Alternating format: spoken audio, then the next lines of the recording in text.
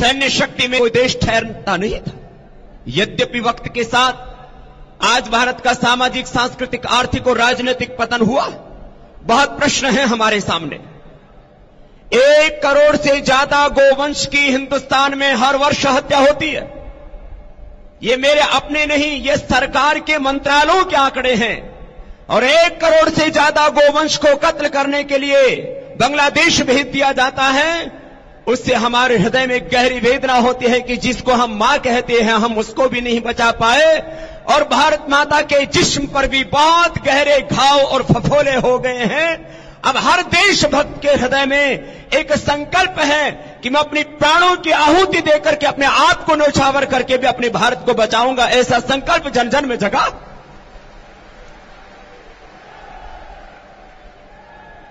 1955-56 में बनी वांचू कमेटी, 1970 में बनी प्रोफेसर कैल्डोर ने ये ब्लैक मनी की गणना शुरू की थी, एस्टिमेट करना शुरू किया था 1955-56 में। प्रोफेसर कैल्डोर कहते हैं 4 से 5% ब्लैक मनी। 1970 में वांचू कमेटी ने कहा 7% हो गया। 1980-81 में national institute of public finance and policy, जो गवर्नमेंट ने एक बहुत बड़ा इंस्टीट्यूट बनाया, उसने कहा कि 17 से 21% हो गया है। आज भारत की सभी आज तक की जो आर्थिक सर्वे हुए हैं, इसके ऊपर जो रिसर्च हुआ है, और जितने भी इकोनॉमिस्ट भारत के और वर्ल्ड की जो टॉप संस्थाएं हैं, चाहे वो ट्रांसपेरेंसी इंटरनेशनल है, टैक्स जस्टिस नेटवर्क है, या ग्लोबल फाइनेंशियल इंटीग्रिटी है, वर्ल्ड बैंक और IMF, सब एक स्वर से स्वीकार करते हैं कि हिंदुस्तान का 100 से 150 लाख करोड़ रुपए बाहर गया है। और करीब करीब 900 से 1350 लाख करोड़ रुपए देश के अंदर ही इलीगल गोल्ड में, माइनिंग में, land infrastructure, politics, drugs, health, education और बहुत से काले धंधों में काला धन लगा हुआ है। 100 से 150 देश का काला धन विदेश की तिजोरियों में जमा है। देश के अंदर भी लाखों करोड़ रुपए, 125 करोड़ लोगों का वो हक कुछ चंद लोगों ने मार के तिजोरियों में बंद कर लिया है। और 84 करोड़ से ज्यादा लोग मेरे देश के भूखे सोते हैं। इतना आर्थिक शक्ति संपन्न एक राष्ट्र, और वो यदि बेरोजगारी, महंगाई, गरीबी, भूख और कुपोषण के दौर से गुजरता है तो दिल में पीड़ा होती है। आर्थिक प्रश्न ही नहीं, पाकिस्तान जैसा नापाक देश हमारे सीमा में घुस करके हमारे सैनिकों के शीश काट के ले जाता है, और चीन भी करीब 10 किलोमीटर हमारी सीमा में अंदर घुस आता है। नक्सलवाद, माओवाद की आग लगी है हिंदुस्तान में। आर्थिक और सामाजिक गैर बराबरी के प्रश्नों से देश जूझ रहा है।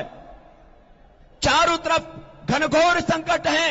जो पहले लूटा सो तो लूटा, अब भी हर वर्ष करीब 10 लाख करोड़ रुपए की लूट होती है। भारत के जितने भी अर्थशास्त्री, उनके प्रामाणिक जो उनकी जानकारियां हों, उसके आधार पर मैं कहता हूं, अब दिल में एक ही बात आती है कि बड़े बड़े माफियाओं से कौन लड़ेगा। आखिर एक एक व्यक्ति उनसे नहीं लड़ सकता, लेकिन एक एक व्यक्ति में वो तक कि सब संगठित होकर के जब खड़े हो जाएंगे, तब ये माफिया इस देश पर राज नहीं कर पाएंगे। एक अच्छी राजनीतिक व्यवस्था भी देश को देखने को मिलेगी।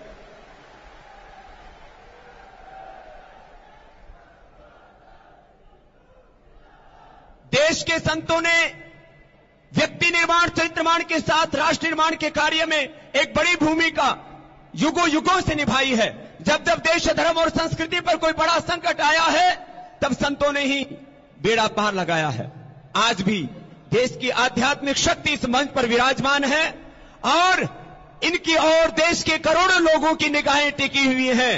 और मैं श्रद्धेय संत चरणों में यहां बैठ करके इस बात को कह सकता हूं कि अब ये देश के महान संत चरित्र निर्माण का भी काम करेंगे, राष्ट्र निर्माण का भी काम करेंगे, और उस भारत माता को इस संकट से मुक्त करने के लिए अब देश के लोगों को ये भरोसा होना चाहिए कि अब ये अंधेरा चाहे कितना ही घनघोर हो, अब सवेरा आएगा।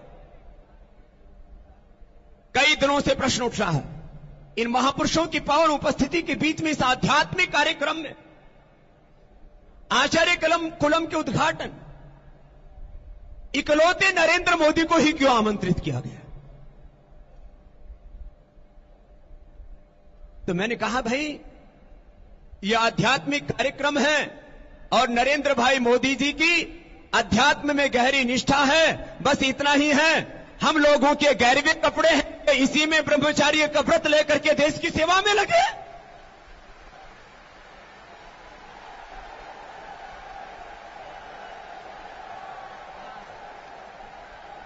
ये बिना भगवे कपड़े वाले हमारे फकीर हैं और वजीरों को टक्कर देने की सामर्थ्य रखते हैं।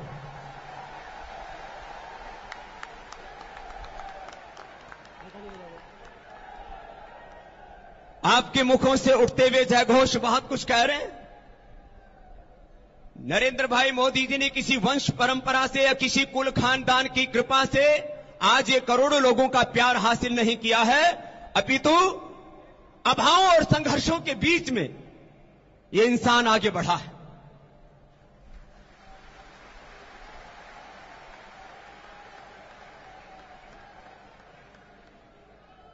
मुझे इस बात का पता न था, लेकिन जिस दिन मुझे पता लगा, जिस दिन मैंने सुना, तो मेरी आंखें भर आई कि अपने पिता के साथ एक ट्रेन में जो पिता चाय बेचता था और मोदी साहब कप साफ किया करते थे। आप सोच सकते हैं कि कहां से एक व्यक्ति ने शून्य से शिखर की उड़ान भरी है।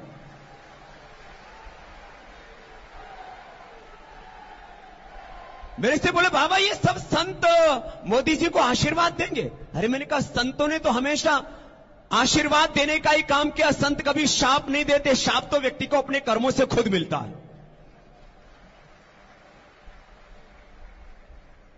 नरेंद्र भाई मोदी जी ने विकास का, साहस का और इस निराशा भरे वातावरण में आशा और विश्वास का और सुशासन